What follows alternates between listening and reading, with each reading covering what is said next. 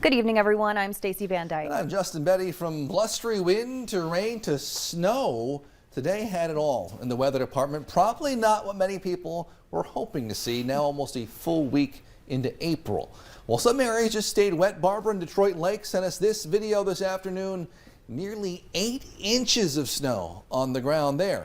And take a look at this. Just a couple miles east of Petersburg, North Dakota, a semi with an empty trailer tipped on its side on the overpass. That happened early this afternoon, and as of about an hour ago, a team was still working to get it off the road. So you can see when it came to a stop, it was partially hanging off the guardrail. Authorities say the driver wasn't hurt. And on a lighter note, we're all ready for some warmer weather. This picture here, though, from Rachel over in Holly, says her pup Mora is ready for spring, like many of us are, but she may play a little bocce ball in the meantime on the snow.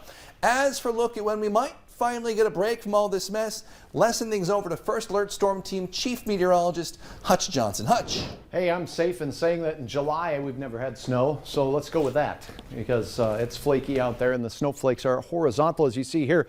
Highway 75 out there near Tenney could be some raindrops, so, but definitely some flakes reducing visibility elsewhere. Taking this full screen, you can see Frazee all the way up to the Grand Forks area seeing snow, and now in Polk County, Lengby seeing horizontal flakes flying as well. There's Fargo in the upper left-hand corner out at the Luther Family Ford location, and also flakes flying through the lights in Grand Forks, flakes flying as well. Yeah, well, at least some reduced visibility in the Devil's Lake Basin. You were sunny earlier today, and look at this. This is rain blasting through at the Dakota Magic Casino at this hour. Here's the radar where you see the dark blue, some heavier bands of snow, western Polk County. Things look to be quieting up a little bit, although we're still seeing snow showers across parts of western Minnesota, and things will be rapidly changing over to snow now as we head into the dark hours of the night. From Findlay down into northern parts of the Sargent and Ransom County areas, from Grand Forks and through Fisher and Crookston, and right down through Hillsboro and Fargo-Moorhead, the flakes fly. The wind continues to blow, and that's going to reduce your visibilities as well. We have gusts over 45 miles per hour still. Temperatures hovering near or just below freezing from the valley and points east means wet roads and slushy roads could be very icy overnight and into the morning. First alert weather continues tomorrow. It's a wet weather day once again, as we'll have wind and wintry snow conditions throughout the day for many locations. I'll have hour-by-hour details on what you can expect there coming up in just a few more moments. Thanks, Hutch. Never boring in the weather department.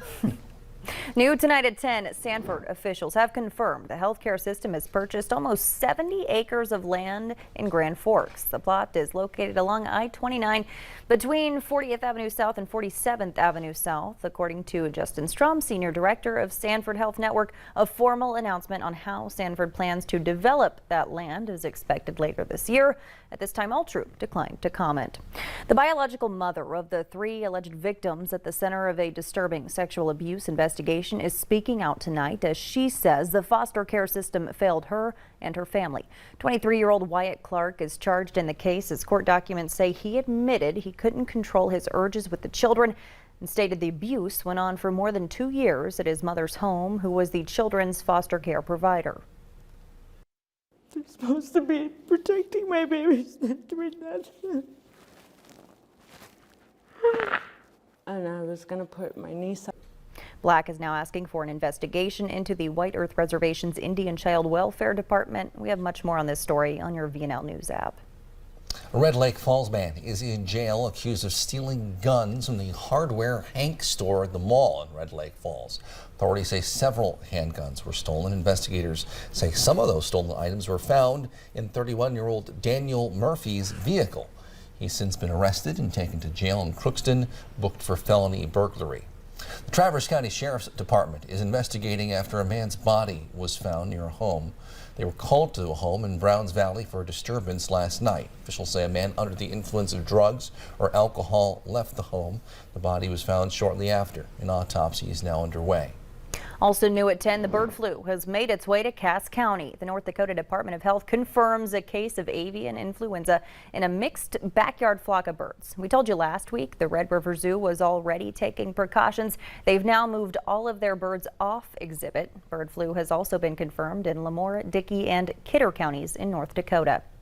Fire crews are still investigating what started this massive early morning fire near downtown Fargo. Crews battled the flames at 1418 First Avenue North for more than 3 hours. They say the building was vacant with little content inside.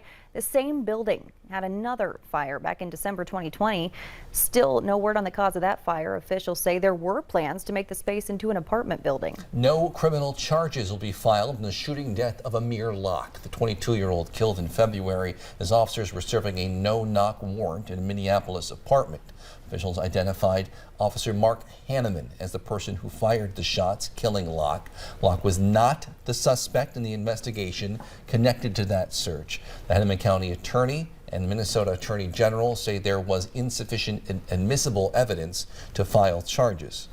No-knock search warrants will now be banned in Minneapolis. Starting Friday, officers will be required to repeatedly knock and announce their presence and their purpose before entering any premises. Then officers must wait 20 seconds for all warrants or 30 seconds for warrants executed at night. However, there will be exceptions to the new policy. Another longtime state lawmaker is hanging it up at the end of his term in December. Speaker of the House Kim Koppelman announced he's not running for re-election. The Republican representative from West Fargo was elected Speaker in 2020. He was first elected to the legislature in 1994. A new bill in Congress is seeking to hold passengers accountable for in-flight incidents. The Protection from Abusive Passengers Act was designed due to an uptick in unruly passengers and air rage. It would allow the TSA to create a program to ban passengers who are fined or convicted of unruly behavior or serious physical violence on a flight. Passengers found guilty would be placed on a no-fly list for commercial planes, as well as removed from TSA PreCheck or global entry clearance. President Biden signed a bill today that will overhaul the U.S. Postal Service. The Postal Service Reform Act of 2022 ensures mail delivery 6 days a week. The bill also says the Postal Service must develop an online dashboard to track their performance and report regularly on its operations and finances. The bill repeals a requirement that the Postal Service annually prepay future retirement health benefits. Instead, it will provide coordinated enrollment of retirees with Medicare. Also new tonight, 1 in 3 women worldwide experience some form of sexual violence or intimate partner violence, according to the Take Back the Night Foundation. Tonight at NDSU, they're highlighting what resources are available for students. NDSU has a paid employee to help. Megan Talcott is the university's sexual assault prevention and advocacy coordinator. She says they don't have an exact number of the students they help on a monthly basis, but they make sure to be there for anyone in need, adding it's important that students know where to turn for help. We know that for this age in general, sexual assault is a big problem. And it's not just an individual problem, it's a community issue. So we want to make sure that the response is a community response. No matter what we're going through, whether it happens to be sexual assault or if it's mental health, anything along the spectrum of health and well-being, we are here for one another, and just knowing that you're not alone. For more information on the resources available, visit valleynewslive.com and click on this story. Still ahead tonight, an update on the Moorhead Air Force veteran serving Ukrainian refugees in Poland. What he says he just saw that he'll never forget. And once again, we're dealing with not only snow, but that very gusty wind, and it has been a very, very gusty few months of weather. Look at this, peak gusts over 50, even 60 miles per hour today in Cooperstown. Bowman, North Dakota, if you know where that is, far southwestern corner of the state, 69-mile-per-hour gusts today. Windy weather and snowy weather continues. Your forecast is next.